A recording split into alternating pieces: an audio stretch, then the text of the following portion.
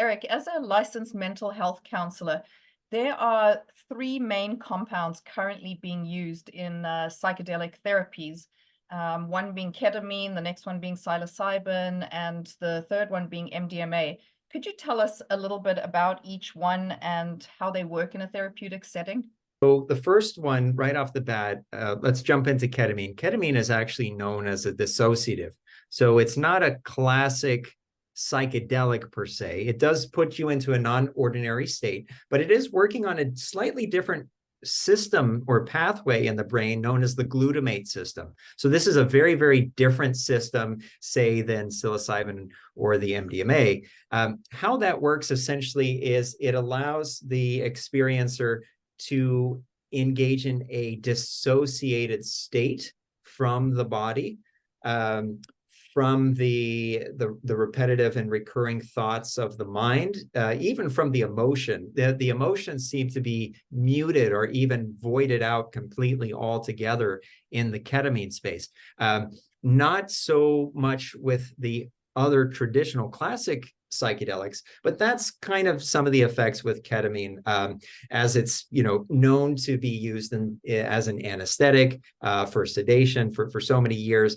The mechanics of that particular molecule, even though we're speaking to it as engendering non-ordinary states, ketamine's a little bit different. Whereas where you're starting to get into, say, psilocybin, that's the active ingredient in magic mushrooms. Psilocybin is a natural psychedelic.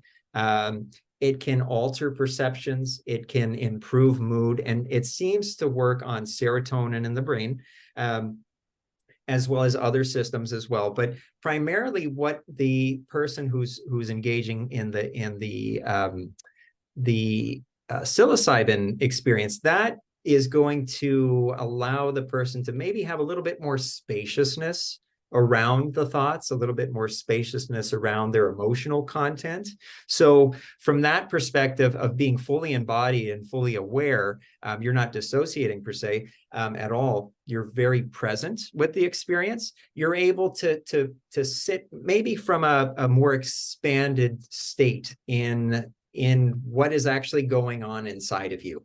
And that can include all sorts of different physiological changes, a lot of emotive changes, what have you. With MDMA, methylene deoxymethamphetamine, that is a stimulant. So that is also known, even though it's classified as a psychedelic, it's also known as an empathogen. It really does invigorate and stimulate a sense of unconditional positive regard. So it has this wave sometimes. So some people report this wave of euphoria or this wave of positive emotion coming in. And that can be very, very pertinent and useful for doing a lot of healing work around, say, forgiveness, a lot of work around rebuilding a relationship with a spouse, for example, that needs repair.